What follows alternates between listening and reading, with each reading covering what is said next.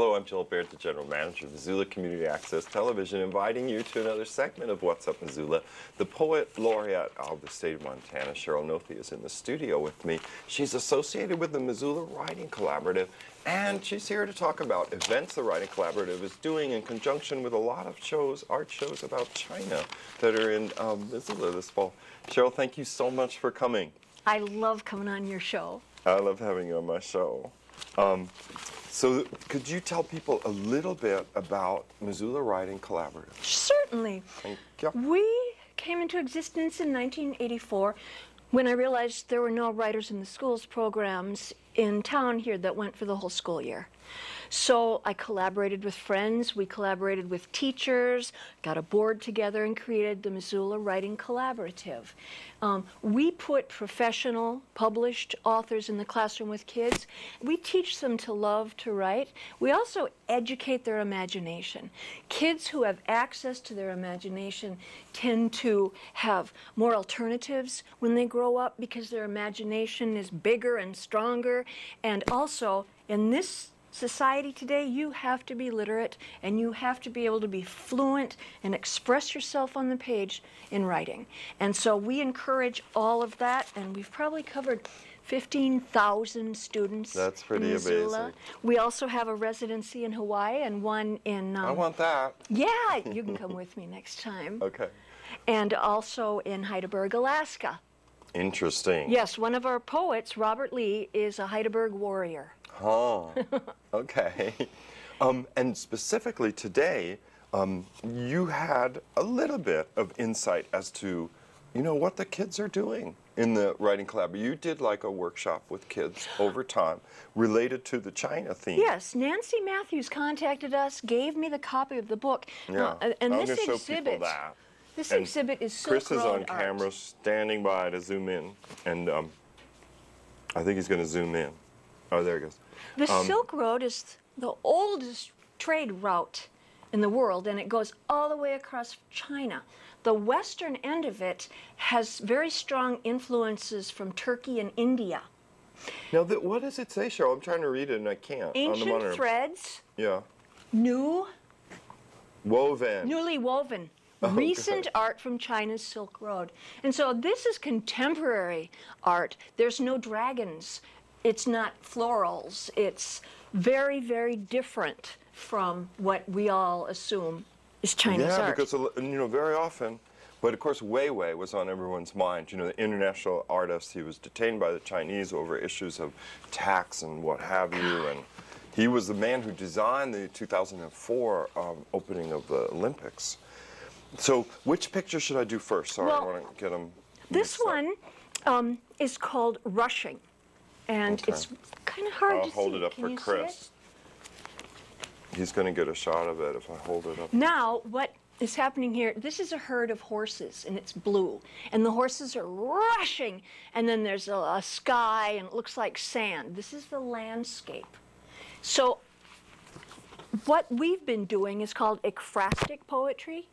Say that again, you know. Ekphrastic poetry. Ekphrastic poetry. Okay. And it's the poetry of writing to art. You put yourself into the painting, or you talk about it. You get to invent the why and wherefore. So I'm going to read you the shortest one that I wrote. Okay, and I'm going to hold the picture because, Chris, the idea, or Philip, the idea is that the audience is going to, at home, is going to see this picture while Sheryl reads the poem. Yeah. So we're just going to fill the screen with the picture. Rushing by Ms. Huang Lumin and Sui Jianming, 2000. Almost the wind, almost the tide. Blue ghosts roar across the sand, almost the same color as the sky. When I look at them, I hear the great storm blowing back manes and tails. So swift they outrun their own gritty shadows. Maybe I'm dreaming about those blue ponies. Could just as well be they're dreaming about me. Could be just water and air deliberating. A stampede, a hurricane, freedom. Well, that was pretty good. Well, thank you. I'm glad you approve. I do. So I read that to the students, and then I gave them copies. And then they wrote Rushing was probably their favorite, and so they wrote about that poem. And what's amazing to me is that these children seem to recognize the great need for freedom that the Chinese people, and particularly the artists, are trying to achieve. And they wrote a lot about a culture that constrains people and where the artists are not free to express themselves without getting in trouble. Yeah. And then we compared it to America, where you can say anything and you won't go to jail unless it's yelling fire in a movie theater. The crowded theater. That old saw. That old saw. Now, which picture should I hold up? Well, why don't I read a student poem about rushing? Okay. Okay. This is by Teresa Liu. The Rushing Horses. Sorry, it's this picture then, Yeah. the rushing horses one again. The ghostly figures dash across the hills like the wind, like they are on the road to freedom, like this is all they have to get to freedom. She is in 7th grade. We had 2nd graders through 7th graders come to our Saturdays at the library. And they were, I had 17 children in the room, and they wrote, they listened, they supported each other, they encouraged each other. It was one of the happiest times ever. I would love to be surrounded by 2nd through 7th graders for the rest of my life, exclusively. I don't think they'll bring any food, but maybe they would. Oh, I brought the eventually. food. Oh, okay. 'Cause The you're Writing the Collaborative adult. always brings apple juice and cheddar fish crackers. Great. Oh, so this reminds me that one of the things we want to promote, Missoula Writing Collaborative is going to have a float in the upcoming That's homecoming right, parade that's right. this Saturday. And the students that took part in the writing workshop will be there carrying signs and posters with poems and giving out candy to the kids waiting No on the throwing side. now.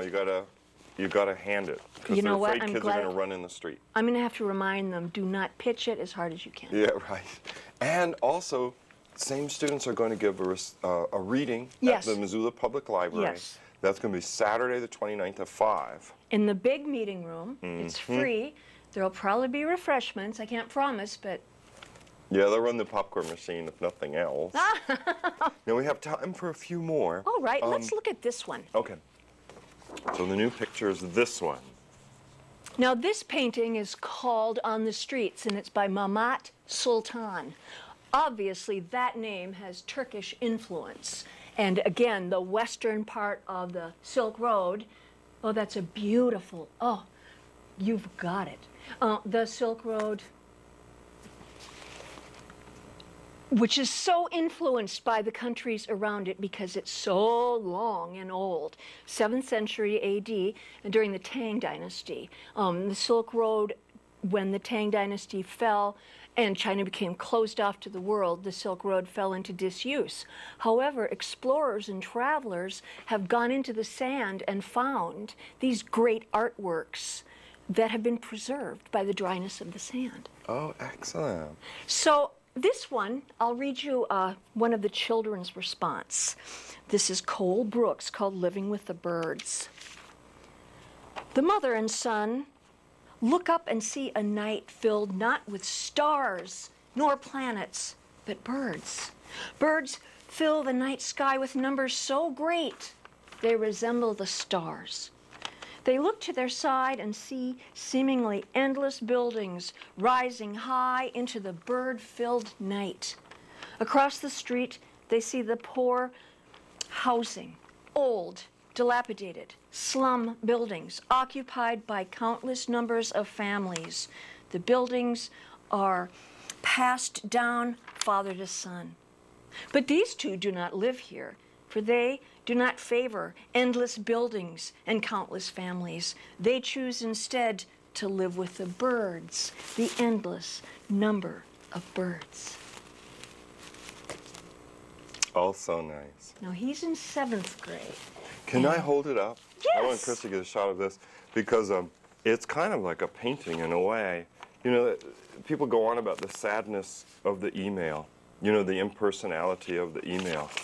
And this document looks so passionate You know, it looks like a painting itself. I agree. I'm trying to find. I guess we have time for, we could do one more. Okay. And then Jessie has to come from Animal Wonders because the animals Are getting impatient. They are getting impatient. I don't want to believe get if it was like, no, they wouldn't do that. But the parrot was very lively the last time she was here. They're so smart. Can you find the painting yes. of yellow trees?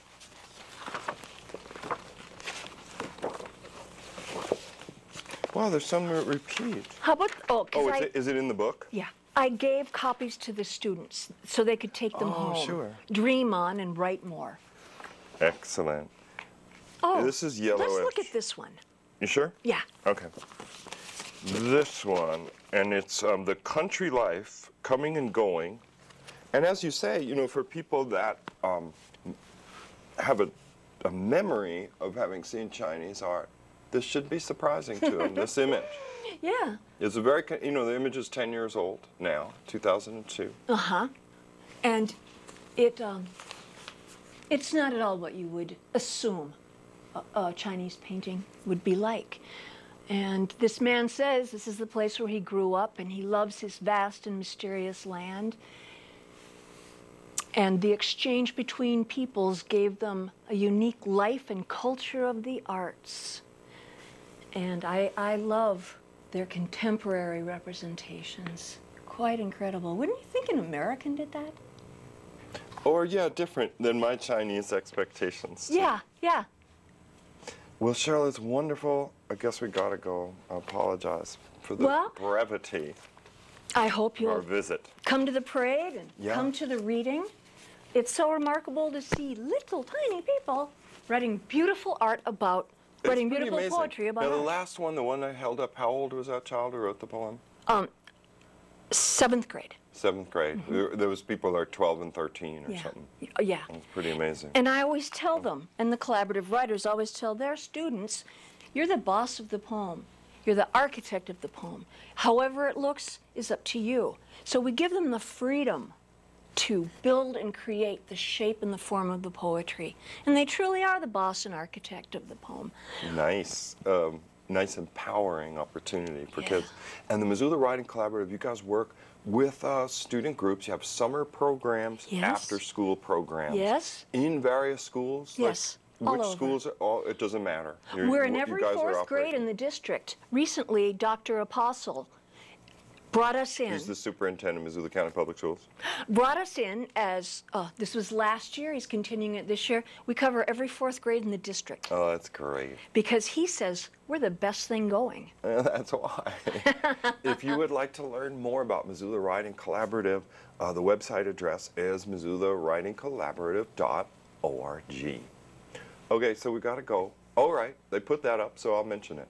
Upcoming events, the Homecoming Parade, Saturday, September 22nd, student reading, and that's at the Missoula Public Library, 300 East Main Street, 721 Book.